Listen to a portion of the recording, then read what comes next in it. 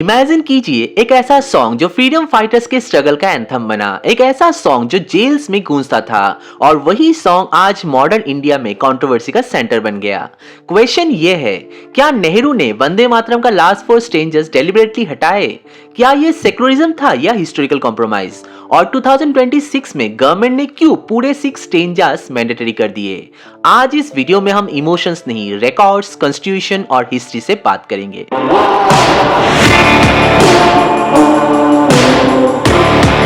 अगर आप मुझे रेगुलरली फॉलो करते तो आपने देखा होगा मैं अपना वीडियो छोटा रखता हूं क्योंकि I will focus on content not on unnecessary information. Simply बोलो तो सीधी बात, नो बकवास। तो चलिए वीडियो को शुरू करते हैं।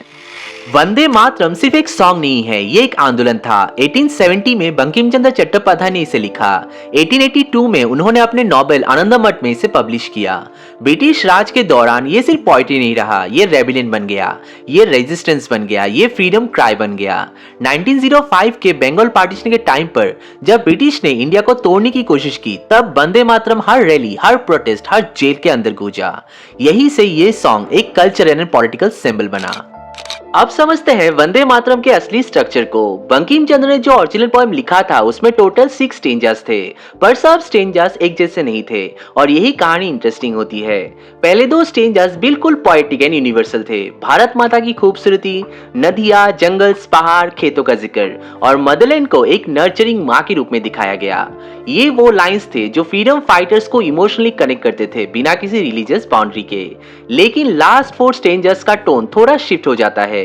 यहाँ मदरलैंड सिर्फ जियोग्राफी नहीं रहता, वो एक डिवाइन पावर बन जाता है। इसमें आते हैं गॉडेसेस जैसे दुर्गा, लक्ष्मी और सरस्वती माँ के सिंबलिक रेफरेंसेस, स्पिरिचुअल मेटाफोर्स और स्ट्रॉन्ग रिलीजियस सिंबलिज्म। यही से एक बड़ा क्वेश्चन उठा, क्या ये प्योरली नेशनल सॉन्ग है या रिलीजियस डिवोशन भी? और एग्जैक्टली यही से असली कंट्रोवर्सी भी स्टार्ट होता है। कुछ लोगों ने इसे कल्चरल प्राइड माना और कुछ लोगों ने इसे एक्सक्लूशनरी फील किया। इसलिए वंदे मातरम सिर्फ एक पोएम नहीं रहा, ये इमोशन, फेथ एंड पॉलिटिक्स का इंटरसेक्शन बन गया। लेकिन ये कंट्रोवर्सी हुआ क्यों? क्योंकि 1937 में कांग्रेस के फैजाबाद के सेशन में एक हिस्टोरिक डिसीजन लिया गया, सिर्फ फर्स्ट 2 स्टेंजास नेशनल गैदरिंग्स में गाए जाएंगे। व्हाई? बिकॉज मुस्लिम लीडर्स ने ऑब्जेक्शन रेज किया। उनका आर्ग्यूमेंट था, हम एक नेशन से प्यार कर सकते हैं पर हम किसी देवी के आगे बो नहीं कर सकते। ये सिर्फ पॉलिटिक्स नहीं था, ये रिलीजियस फ्रीडम का क्वेश्चन था। कांग्रेस का स्टैंड था, इंडिया को यूनाइटेड रखना है, डिवाइडेड नहीं। इसलिए फर्स्ट 2 स्टेंजास को ऑफिशियल बनाया गया। बीजेपी के कुछ लीडर्स कहते हैं नेहरू ने डेलिबरेटली रिलीजियस स्टेंजर्स हटा दिए, but historical letters show Nehru का गोल हिंदुइज्म सप्रेस करना नहीं था। उनका गोल था एक प्लूरल सेकुलर नेशन बनाना। और एक एंगल से देखे तो ये डिसीजन पॉलिटिकल सर्वाइवल का भी था, क्योंकि अगर ये सॉन्ग फोर्सफुली इंपोज होता तो आजादी से पहले ही कम्युनल डिवाइड डीपेन हो जाते, जिससे कांग्रेस पार्टी को प्रॉब्लम फेस करने पड़ते under नेहरू's leadership.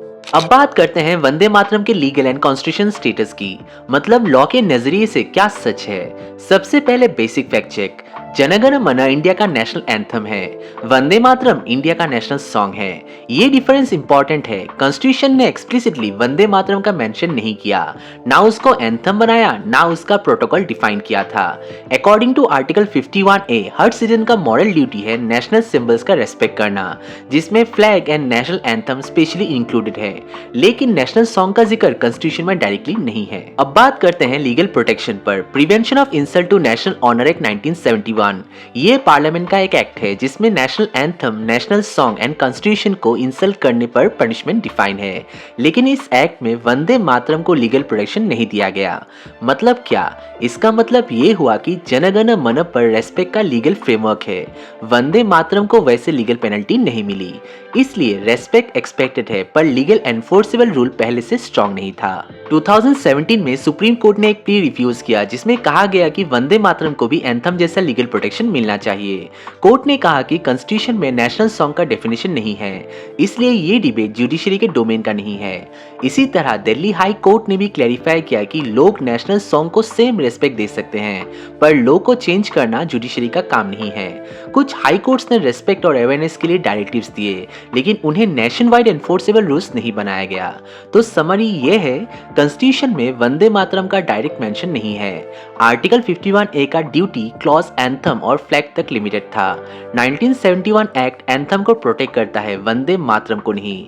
Supreme court, high court cases ने भी कहा कि लीगल स्टेटस चेंज करना लेजिस्लेचर का काम है, इसलिए वंदे मातरम रेस्पेक्ट के टर्म्स में high emotional and symbolic value रखता है, लेकिन लीगल कंपल्शन और प्रोटेक्शन का सेटअप एंथम जैसा अब तक नहीं बना था। अब कहानी आती है फरवरी 2026 पर, जब यूनियन होम मिनिस्ट्री ने एक ऑफिशियल ऑर्डर इशू किया।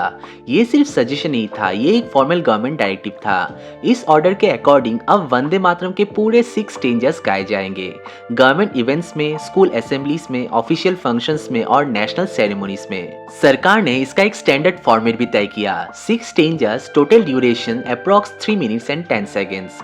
एक और इम्पोर्टेंट चेंज हुआ, अगर किसी प्रोग्राम में national anthem that is Jana Gana मन और नेशनल सॉन्ग वंदे मातरम दोनों बजाएंगे, तो पहले वंदे मातरम, उसके बाद जन गण मन बजाया जाएगा। इस डिसीजन के बाद पॉलिटिकल डिबेट फिर से शुरू हो गया। कुछ लोगों ने कहा ये कल्चरल हेरिटेज का रिस्टोरेशन है और कुछ लोगों ने कहा ये हिस्ट्री को पॉलिटिकल लेंस से देखना है। लेकिन फैक्ट ये रहा कि 2026 के इस ऑर्डर ने वंदे मातरम को सिर्फ एक फ्रीडम सॉन्ग से बढ़कर ऑफिशियल नेशनल प्रोटोकॉल का हिस्सा बना दिया। अब यहीं पर असली डिबेट खड़ा होता है, पैट्रियटिज्म वर्सेस पर्सनल चॉइस। एक तरफ का व्यू है वंदे मातरम हमारी कल्चरल आइडेंटिटी है, ये सिर्फ एक सॉन्ग नहीं, एक हेरिटेज है, इसे वापस कंप्लीट फॉर्म में लाना जरूरी था। दूसरी तरफ का व्यू है देश से प्यार करना जरूरी है, लेकिन पैट्रियटिज्म किसी पर फोर्स नहीं किया जा सकता। तो सीधा सवाल ये बनता है, क्या देशभक्ति सिर्फ चैंटिंग से प्रूव होता है या equal rights, respect and freedom से होता है? और क्या यूनिटी एक आवाज से आती है या हर आवाज को जगह देने से आती है? ये सिर्फ एक सॉन्ग का डिबेट नहीं है, ये डिबेट है हम किस तरह का इंडिया चाहते हैं। दोस्तों, वंदे मातरम का ये डिबेट सिर्फ एक सॉन्ग का नहीं है, ये इंडिया की आइडेंटिटी, मेमोरी और डेमोक्रेसी का डिबेट है। 1937 में सिर्फ 2 स्टेंजर्स गाए गए, ये डिसीजन यूनिटी के नाम पर था।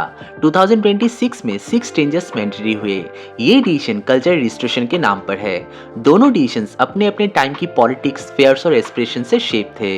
इसलिए असली सवाल ये नहीं है कि कौन सही था, असली सवाल ये है हम कौन सा इंडिया बनाना चाहते हैं। इस पूरे डिस्कशन में आपका क्या व्यू है? ट्रेडिशन इंपॉर्टेंट है या इंडिविजुअल फ्रीडम? कमेंट सेक्शन में जरूर बताइए। आई होप ये वीडियो आप लोगों को इन्फॉर्मेटिव लगा होगा। मिलते हैं अगले वीडियो में, तब तक के लिए स्टे हंग्री, स्टे फुलिश। जय हिंद।